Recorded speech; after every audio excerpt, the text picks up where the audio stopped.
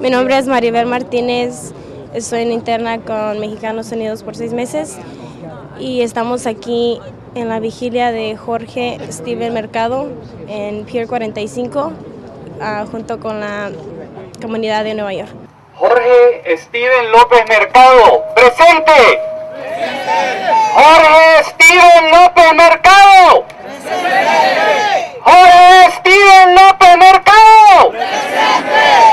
I was enlightened by seeing a young man by the name of Scott Anthony Evans, who took it upon himself to organize this incredible vigil tonight, engage all of us. We have to use this anger and we have to use this outrage and direct it towards positive action. We have a lot of speakers this evening that want to share their sentiment with you. Thank you all so much for being here.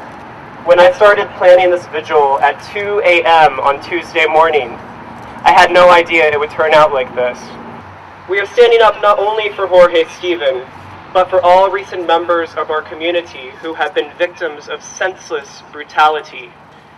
We stand up for Jason Madison Jr., a 15-year-old gay Baltimore native who was found in a closet raped, gagged, and stabbed to death.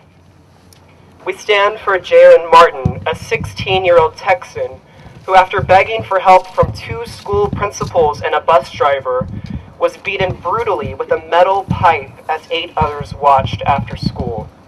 I would just like to thank you all for showing up for something so vital and remembering that your outrage can cause a real movement. Fight for freedom of love, freedom of gender expression, freedom of sexuality for all of us. Go home and create a movement. Create a movement for Jorge Steven, for Jason Madison Jr., for all the sexual minority children of the world, born and unborn. Discrimination has no place in any part of the world, especially New York.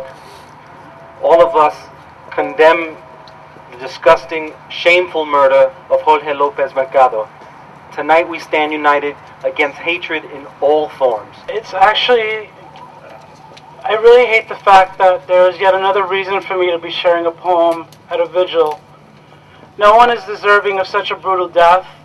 No one should be allowed to make a statement implying that anyone invited a horrific fate because of how we choose to live our lives. It reeks of ancient machismo protected under the guise of religions which have oppressed our people for far too long. No real man, no God worth worshipping would allow for such cruelty, not even to an animal, not to mention a human being. To Jorge, we honor you and pray that you finally find the peace and love that we all search for in this life. Light candles for our brothers and sisters from the West Side Highway piers of New York City to the farmlands of Laramie, Wyoming, to the Castro streets of San Francisco, to Puerto Rico. True love has no boundaries, and our angels have wings too. No more hate crimes.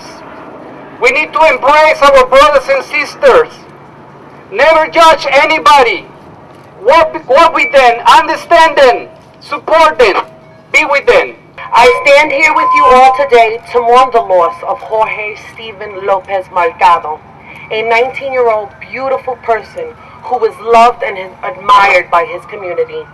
Sadly, this murder took place just 5 days after the murder of another youth in Baltimore, Jason Madison Jr., who was 15 years old when Dante Parrish, who has confessed to the crime, stabbed him multiple times after raping him. We must stop murders such as these and to end the culture of violence that allows this to happen. We must be able to live without the fear that someone's hatred of us can end our lives. This violence does not only affect LGBTQ people, but it's a human rights issue. I remember in 1990 in Jackson Heights, Julio Rivera was murdered by 3 white supremacist skinheads who were out hunting, and that was the word that they used for a homosexual to kill. We had Steen Keith Fenrick murdered in 2000, and we had Edgar Garcon murdered in 2001. We cannot forget that when a hate crime like this is committed against a young man like Jorge, what it really is all about is that it's directed toward all of us. And that's why we as a community must have a response back. because we need to let people know that we're not going to tolerate this. In every case that we had to fight against, whether it be in Queens or any other place, the gay panic defense comes up, or the sex worker defense comes up, that in some way, somehow, this young man deserved this. Well, that's wrong, and we're not going to accept that. We're not going to accept that from the police, and we're not going to accept that from our legal system. Cuando nosotros tenemos un crimen de odio como esto que ocurrió en un área de nuestro país, en Puerto Rico, nosotros tenemos que levantar como una comunidad para decir no a este tipo de crímenes. Porque es muy importante que toda la comunidad, de los gays, que los straights y todos que están envueltos en la comunidad dicen no a estos crímenes de odio. I want to take a moment to direct my words to the governor of Puerto Rico, who has been extremely irresponsible, and in his silence, is condoning this hate that continues to exist and breed within our community.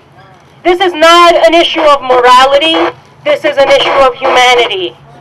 This governor needs to speak up, needs to denounce the hate, and needs to also say that this will not, in terms of the words of the investigator and the chief investigator, that such words will not be accepted and do not represent the peace-loving people of Puerto Rico. Mis palabras van dirigidas específicamente al gobernador Luis Fortuño, que en Puerto Rico con su silencio sigue aprobando y perpetuando el odio dentro de nuestra comunidad.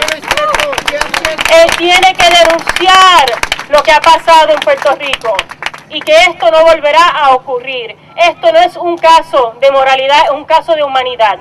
Y así que le pedimos y denunciamos y hemos escrito una carta. Nosotros, la portavoz Christine Quinn, yo y Rosie Méndez le hemos mandado una carta al gobernador indicando eso específicamente, que él tiene que pronunciarse sobre este caso. So we've written a letter to ask the governor to really speak out on this issue. That this crime needs to be named as what it was. And when all of us leave here tonight, we talked about actions. There are actions to take. We need to write, email, and call the governor of Puerto Rico. We need to demand that he make this a hate crime, that he take actions against the investigators. And we need to write, email, and call the Attorney General of the United States, Eric Holder.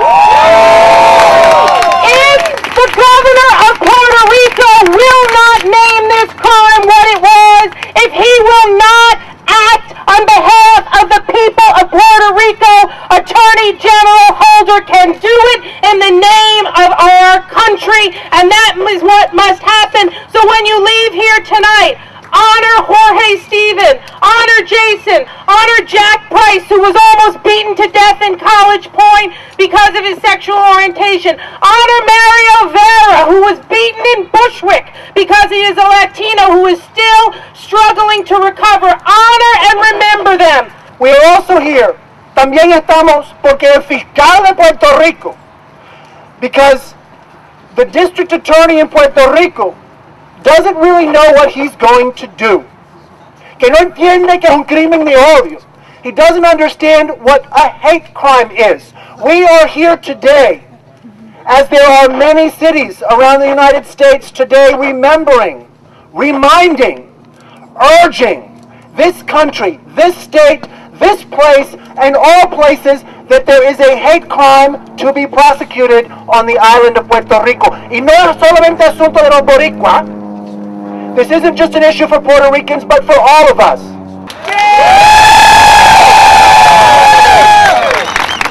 Thank you, and I want to thank everybody who helped organize tonight's event. And we do want to send our prayers and thoughts to Dennis and to his family. And I want to thank everyone in the 19 other cities who are having the events like this tonight.